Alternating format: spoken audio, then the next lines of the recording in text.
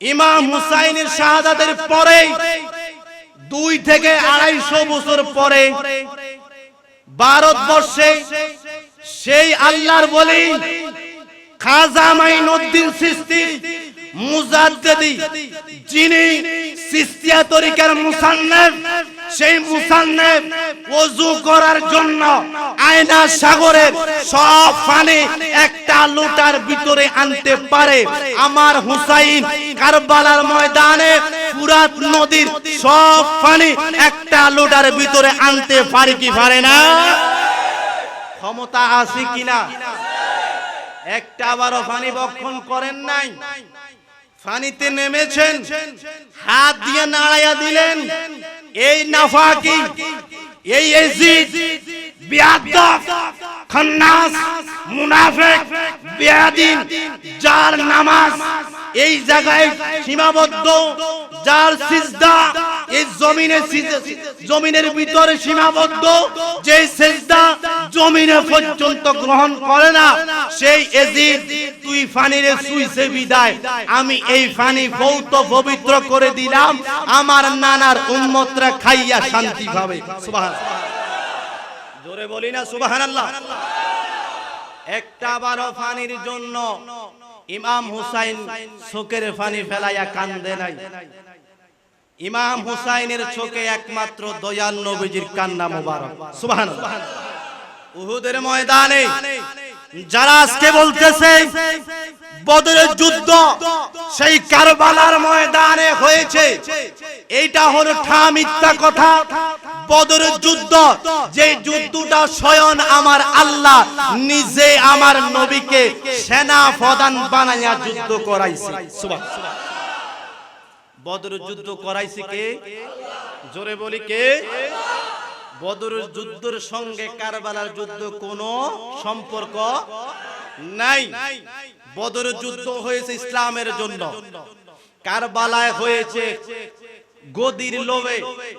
ইমাম হুসাইনও নামাজ পড়তেন, ইয়াজিদ বাহিনী তারাও তাদের শিবে আজান হয়েছে। কথা বলুন। তাহলে এই জায়গায় তো কোনো ইসলামের বিরুদ্ধে কোনো কাজ, আজানের বিপক্ষে কোনো কথা, নামাজের বিরুদ্ধে কোনো কথা, রোজার বিরুদ্ধে কোনো কথা, কোনোটাই তো নাই। বদরের যুদ্ধের ভিতরে যারা ইমাম আমার দয়াল নবীজির বিপক্ষে যারা যুদ্ধ করেছে তারা সবাই ছিল কাফের। আর কি? জোরে বলুন কি? আবু জাহেল কি মুসলমান? আবু লাহাব মুসলমান? উতবা মুসলমান? সাইবা মুসলমান? মুসলমানের সঙ্গে যুদ্ধ করেছে কে?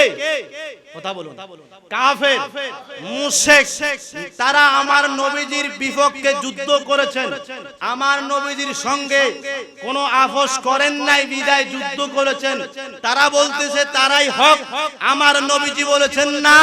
কোরআনুল কারিমে আমার আল্লাহ, যে আল্লাহ তুমি আবু জাহেলকে সৃষ্টি করেছে, সেই আবু জাহেল তুমি বলো আমার আল্লাহর যে কোরআনুল কারিমের বাণী, ইন্নাদ দীনা ইনদাল্লাহিল ইসলাম, এটা হলো আল্লাহর কাছে মনোনীত ধর্ম। তুমি আবু জাহেলকে যে আল্লাহ সৃষ্টি করেছেন সেই আল্লাহর কাছে কোনটা 1 নাম্বার, কোনটা 2 নাম্বার, তুমি আবু জাহেল বলো।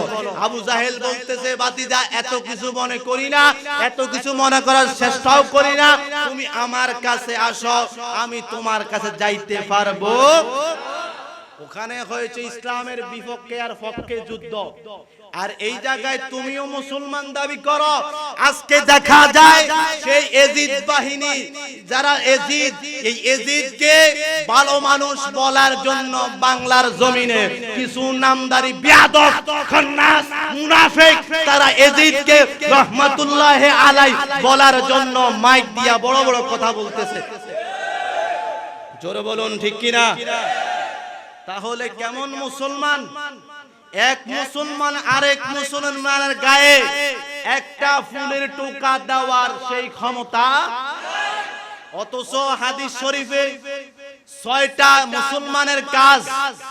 কোন ব্যক্তি অসুস্থ হলে তাকে দেখতে যাওয়া, কোন মানুষ দাওয়াত দিলে তার দাওয়াত গ্রহণ করা। ইমাম হুসাইন হাদিসের মোতাবেক দাওয়াত দিয়েছেন, প্রায় 150 মতর চিঠি তিনার কাছে আসছেন, ইমাম হুসাইন আপনি কারবালার প্রান্তরে আসেন, কুফাবাসী আপনাকে স্বাগতম দেওয়ার জন্য বলতেছে, আপনি আসেন। 100 নয় 150 চিঠি আসছে, এত সুন্দর করে বর্ণনা দিয়েছে, কিন্তু দেখা যায় সেই জায়গার ভিতরে মুসলমানকে এক মুসলমান দাওয়াত দিলে মেহমানদারি করাইতে হয়, কথা কোন ঠিক কিনা? কিন্তু কি দাওয়াত দিল আর কি দাওয়াতের মেহমানদারি করাইলো, কেমন মেহমানদারি! ইমাম হুসাইনের পরিবারের গলায় ছুরি চালাইছে, কথা বলুন ঠিক কিনা? এটার নাম কি দাওয়াত? এটার নাম কি দাওয়াত? তাহলে এটা কেমন মুসলমান? এটা তো মুসলমান হইতে পারে না, ঠিক কিনা বলুন? আমরা তাদেরকে মুসলমান মানতে পারি? শেষ দিকে চলে যাচ্ছি, আমাদের আজকে মাহফিলের প্রধান বক্তা চলে আসছেন, অল্প কিছুক্ষণের মধ্যে স্টেজে আসবেন। আমি একটু শেষের দিকেই যাই, কারবালার প্রান্তরে শেষের দিকে একটু যাইলে বুঝবেন যে কি হাল তাদের হয়েছে। ইমাম হুসাইন রাদিয়াল্লাহু তাআলা আনহু 3 সন্তান, একজনের নাম হলো জয়নাল আবদিন, আরেকজনের নাম হচ্ছে আলী আকবর, আরেকজনের নাম হচ্ছে আলী আসগর। বলি সুবহানাল্লাহ। সেই জয়নাল আবদিন ছিলেন অসুস্থ, তাকে বন্দী করা হয়েছে, তাকে জেলখানার ভিতরে আটকানো হয়েছে। এই জেলখানার ভিতরে ইমাম হুসাইন কারবালার প্রান্তরে যাওয়ার আগে নারীদেরকে বলছেন, পুরুষদেরকে বলছেন, ছোট ছোট বাচ্চাদেরকে বলছেন, আমাদের গায়ের উপরে বালুগুলা ছিটাইবা, কিছুক্ষণ ছিটানোর পরে কুদরতি ভাবে আমাদের এখানে কবর হয়ে যাবে। সুবহানাল্লাহ। ইমাম হুসাইনের কথা মোতাবেক পুরুষরা গেলেন, এজিদ বাহিনী একটা দৌড়ানি দিয়েছে, বয়ে তারা চলে গেছেন। মহিলারা আসতেছেন, একই কাজ, তাদের সন্তানদেরকে পাঠাইলেন, বাবা আমরা যাদেরকে মানি, যাদের নেতৃত্বে আমরা এই কারবালায় আসলাম, দেখো তিনাদের পরিবারের সঙ্গে কেমন আচরণ করেছে, যাও কারবালার প্রান্তরে ইমাম হুসাইন যেই কথাটা বলেছে ওই কথা মোতাবেক খেলাধুলার নাম করে বালুগুলা ছিটাইবা, ছিটানোর পরে অটোমেটিক এখানে তাদের মাজার হয়ে যাবে। সুবহানাল্লাহ। দুঃখের বিষয়, ইমাম হুসাইনের কারবালার প্রান্তরে মাজার, অথচ এজিদ বাহিনী কোন জায়গায় তাদেরকে কবর দেওয়া হয়েছে, ওই কবর দেওয়ার জায়গাটাও এখনো পর্যন্ত মুসলমান বাইর করতে পারে নাই। কারণ এই শিমর, এই এজিদ তারা বলে গিয়েছে, আমি যেই কাজ ইমামদের পক্ষে, আমি যেই কাজ আহলে বায়াতের সঙ্গে করেছি, যেমন আচরণ করেছি, একটা বার যদি কোনো হুসাইনের আওলাদরা শুনতে পায়, আমি এজিদের কবরে আইসা তারা পেশাব করবে। কথা বলুন ঠিক কিনা? যেমন আচরণ আবু জাহেলের বাড়িতে করা হয়, হাজী সাহেবরা যারা গিয়েছেন তারা পায়খানা প্রস্রাব আবু জাহেলের মাথায় করতেছেন, মুখে করতেছেন, শরীরে করতেছেন, কথা কোন ঠিক কিনা? তেমনি ভাবে শিমর বলে গিয়েছে, এজিদ বলে গিয়েছে, আমারে যেই জায়গায় কবর দিবা ওই জায়গার কথা কখনো কোন মুসলমান রে বইল না। সুবহানাল্লাহ কইলেন না? তাদেরকে শুনাইও না, কোন জায়গা দিচ্ছ এটা বইলেও না, বলে নাই। কিন্তু ইমাম হুসাইনের কারবালার প্রান্তরে এখনো রওজা শরীফ আছে না নাই? জোরে বলুন, আছে না নাই? আওয়াজে বুঝার নাই, মনে হয় নাই। এখনো বলুন, রওজা শরীফ কারবালার প্রান্তরে আছে না নাই?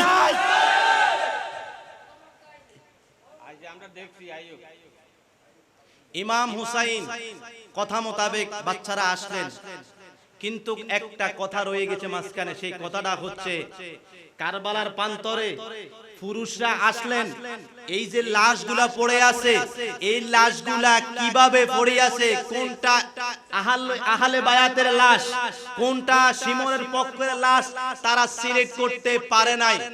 না পারার কারণে জয়নাল আবদিন সেই জেলখানার ভিতর থেকে বেলায়েতি শক্তি নিয়ে এই কারবালার ময়দানে আয়েশা ৭২টা লাশ সুন্দর করে 4 হাত যার বডির সঙ্গে লাগানোর দরকার সেই বডির সঙ্গে হাত পাও একসাথ করে জয়নাল আবদিন যখন চলে যাচ্ছে কান্নাকাটি করতে করতে সেই কারবালার ময়দানে সমস্ত পুরুষ সমস্ত নারীরা ডাক দিয়ে কয়ে বাবা এতক্ষণ পর্যন্ত বহু চেষ্টা করেছি একটা লাশের সঙ্গে আরেকটা লাশ মিলাইতে পারি না, তুমি কে, তোমার পরিচয় দিয়ে যাও। জোরে বলি সুবহানাল্লাহ। আমরা একটা স্লোগান দেই, নারে তাকবীর, নারে রিসালাত। প্রধান বক্তার আগমন, আজিজ রাজা হুজুরের সাহেবের আগমন, মাহফিল কমিটির পক্ষ থেকে জোরে বলি মারহাবা। হুজুর আসছে, আমরা খুশি না বেজার? খুশি না বেজার? অল্প কিছুক্ষণের মধ্যে শেষ করে দিচ্ছি, কষ্ট হইব? জোরে বলুন, কষ্ট হবে? ইমাম হুসাইনের ছেলে জয়নাল আবদিন আসলেন, একটা লাশের সঙ্গে আরেকটা লাশ, যে হাত এই বডির সঙ্গে হাত মিলাইতে পারে না, কারণ ইমাম হুসাইন এমন ভাবে কারবালাকে সাজিয়ে গিয়েছেন, কোন মানুষ এই কারবালার বিপক্ষে এখন আর যাইতে পারে। জয়নাল আবদিন মুখটা বান্ধা, সবাই ডাক দিয়া কয় বাবা পরিচয় দিয়ে যাও, কে, তোমার পরিচয় কি? 72টা লাশ একসাথ করলেন, শোয়াইলেন, একটা লাশ যেই লাশটার মাথা মোবারক মিলাইতে পারে না। সুবহানাল্লাহ বলি। যখন কান্নাকারি করতেছেন শহর বানু ডাক দিয়া কয় যে এইটা বুঝতে পারছি, এটা আর অন্য কেউ না, এটাই হচ্ছে জয়নাল আবদিন। সুবহানাল্লাহ। সবাই বেড দিছে, বাবা পরিচয় দিয়া যাও। জয়নাল আবদিন চোখের পানি ছেড়ে মুখের যেই কাপড়টা ছিলেন সেই কাপড়টা সরাইয়া ডাক দিয়া কয় 72টা লাশ সোজা করে দিলাম, 72টা লাশ সিনাইয়া দিলাম, এরাই হচ্ছে আহলে বায়াতের অন্তর্ভুক্ত, এরাই হচ্ছে নবীর পরিবার। আর যে একটা লাশ, এই লাশটার মাথা মোবারক পাই না, এই মাথা মোবারক কাটায় এই দেশে মোবারক যার এখানে পড়ে আছে, আমি হচ্ছে সেই হতভাগা জয়নাল আবদিন। সবাই কান্নাকাটি শুরু করে দিল, বাবা কোথায় ছিলে, কোথায় ছিলে? অনেক ইতিহাস। জয়নাল আবদিন বলতেছেন যে মাথা নাই, শরীর মোবারক এই জায়গায় উপস্থিত, তিনি হচ্ছেন আমার আব্বাজান ইমাম হুসাইন। জোরে বলি সুবহানাল্লাহ। আমার জেলখানার ভিতরে আর একটু কাজ রয়েছে, সেই জায়গায় আমাকে যেতে হবে, আমি আপনাদেরকে লাশগুলা ব্যবস্থা করে দিলাম, আপনারা নবীর পরিবারদেরকে দাফন করে ফেলুন। জোরে বলি সুবহানাল্লাহ। ইমাম হুসাইন জয়নাল আবদিনকে যা বলার দরকার তা বলে দিয়েছেন। জয়নাল আবদিন জেলখানার ভিতরে গিয়ে সেই জায়গায় উপস্থিত। কিছুক্ষণ পরে সবাই মিলে ধরছে, চলো আমরা এখন নামাজটা পড়ে নেই। আজান দেওয়ার জন্য মুয়াজ্জিনকে শিমর ডাক দিয়া কয় আজান দাও। সুবহানাল্লাহ। কোন কি করো? আজান দাও। জয়নাল আবদিনকে সুন্দর করে মিম্বরে বসাইছে, সব কিছু খেলতে আছে আমার আল্লাহ। সুবহানাল্লাহ কইলেন না? জয়নাল আবদিনকে মিম্বরে বসাইয়া দিলেন এজিদ বাহিনী। এজিদ বুদ্ধি করে এই জায়গায় বসাইলেন, কিন্তু বুদ্ধিটা আসলে সঠিক কাজে লাগে। এখান থেকেই তো শুরু। কারবালার ময়দান ইসলামে কিভাবে প্রতিষ্ঠা করেছেন 2 মিনিটে বলে শেষ করে দিচ্ছি। ইমাম জয়নাল আবদিন মিম্বরে বসলেন, মুয়াজ্জিন আজান দিচ্ছেন, আল্লাহু আকবার, আল্লাহু আকবার, সুবহানাল্লাহ। সেই দিন জয়নাল আবদিন এই জবাব দেয় না, চুপ করে রয়েছে। এরপরে যখন বলল আল্লাহু আকবার, আল্লাহু আকবার, জয়নাল আবদিন কোন জবাব, আশহাদু আল্লা ইলাহা ইল্লাল্লাহ,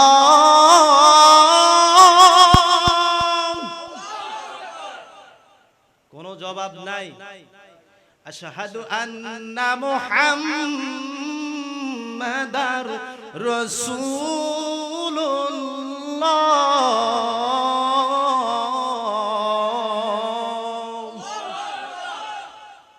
মুয়াজ্জিন বলতেছে হাইয়া আলাস সালাহ।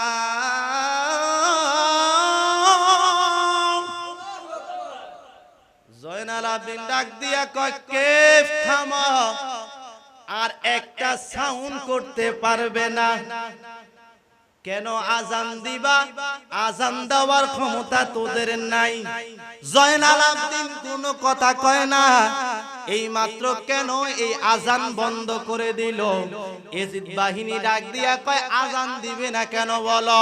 কয় আজান যদি দিতে হয় আজানের জবাব আমার একটু বুঝাইয়া দাও। আল্লাহু আকবার, আল্লাহু আকবার, এটা হচ্ছে আল্লাহ মহান, আল্লাহ মহান, এটা তোমরা মানো কিনা? কয় মানে।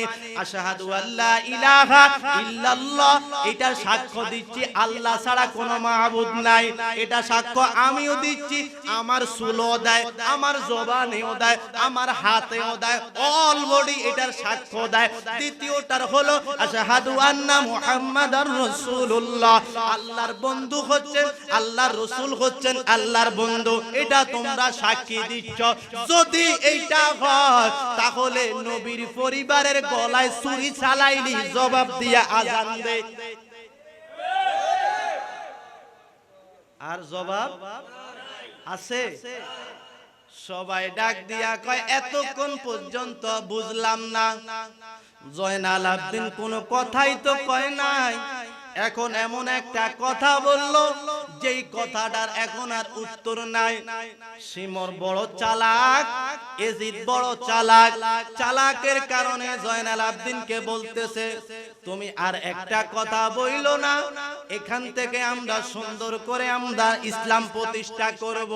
জয়নাল আবদিন কয় আমি তিনটা কথা বললাম, তিনটা কথার জবাব দিয়া এই জায়গায় আজান হবে, নতুবা আজান হবে না। সুবহানাল্লাহ। কোন সিমর ডাক দিয়া কয় আজান দিব, তোমাকে এখন বন্দী করা হবে। সবাই ডাক দিয়া কয় বন্দী করবা কেমনে? এতক্ষণ কারবালার ময়দানে অনেক করছো, আর করতে দিতাম না। জয়নাল আবদিনের পক্ষে সবাই দাঁড়াইয়া গেল যে ইমাম হুসাইনের গলায় ছুরি চালাইলি, ইমাম হুসাইনের দোষ কি ছিল একটু বলো। ইমাম হুসাইন তো তোমাদের কাছে কোনো কিছু চায় না, গদিও চাইলো না, খেলাফতও চাইলো না, কিছুই তো চাইলো না। তুমি জোর করে খেলাফত নিতে গিয়া 72টা মানুষকে, 72টা নবীর পরিবারকে জবাই করে দিলা। তুমি একটা লুবি, তুমি একটা খারাপ মানুষ। এই কথা যখন বলল জয়নাল আবদিনের পক্ষে সবাই চলে আসলো। সুবহানাল্লাহ। এখান থেকে ইসলামের দাওয়াত আস্তে আস্তে হক কি বাতিল এটা আস্তে আস্তে পরিচয় হয়ে যাচ্ছে। সময় লিঙ্গার কারণে সময় অল্প, আমার পরে হুজুরে চলে আসবে, আসতেছেন, আলোচনা করবেন, এই জন্য সামনে আর বাড়লাম না। একটু আমরা গজলটা গায়া যাই। মুহররমের 10 তারিখে আশুরার চাঁদের দিনে কারবালার ওই ময়দানেতে কি গটাইলেন রাব্বানা, হায়রে কি গটাইলেন রাব্বানা, কলিজা ফাটিয়া যায় গো বললে তাহার ঘটনা, কলিজা ফাটিয়া যায় গো শুনলে তাহার ঘটনা। মুহররমের 10 তারিখে আশুরার চাঁদের দিনে কারবালার ওই ময়দানেতে। সবাই বলি সুবহানাল্লাহ। আপনাদের কি কষ্ট দিয়েছি? মনে কষ্ট গিয়েছে? কারো কিছু বলছি? হক এবং বাতিল, হক এবং বাতিল যেটা ইসলামের ভিতরে আছে আমরা সেটাই মানতে চাই কি চাই না? ইমাম হুসাইনের পক্ষে আমরা থাকলে আমাদের এটাই হবে হক, বিপক্ষে গেলে হবে বাতিল, ঠিক কিনা?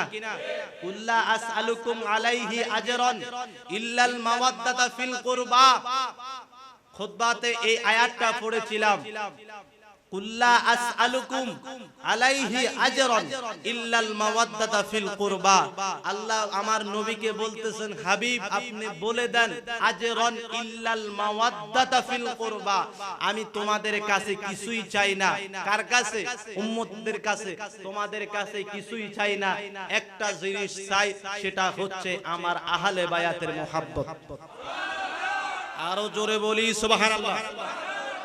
নবীজি আমাদের কাছে কিছুই চায় না, চাইছে কি? জোরে বলুন। মুহাব্বতটা এটা আস্তে আসে কা? জোরে বলুন, কি চেয়েছে? এই মুহাব্বত আমাদের অন্তরে কি এই বছরই শেষ না আরো আছে? যতদিন বাঁচবেন অতদিন পর্যন্ত এই ইমাম হুসাইন, হাসান, জয়নাল আবদিন সহ আমার নবীর পরিবারকে অন্তরে জীবনের চাইতে বেশি ভালোবাসতে চাই কি চাই না? আল্লাহ পাক আমাদেরকে সবাইকে কবুল করুক। ওয়া আখির দাওয়ানা আলহামদুলিল্লাহি রাব্বিল আলামিন। যারা পরে আসছি আমরা সুন্দর করে ইমাম হুসাইনের যে পক্ষে আলোচনা হুজুরদের মুখে শুনতে চাই কি চাই না? যারা পরে আসছেন আগের আলোচনা কিছুই শুনেন নাই, এখন হুজুর মুখে শুনবেন। আমরা আখিরি মুনাজাত দিয়ে বাড়িতে যাব ইনশাআল্লাহ। আসসালামু আলাইকুম ওয়া রাহমাতুল্লাহি ওয়া বারাকাতুহু।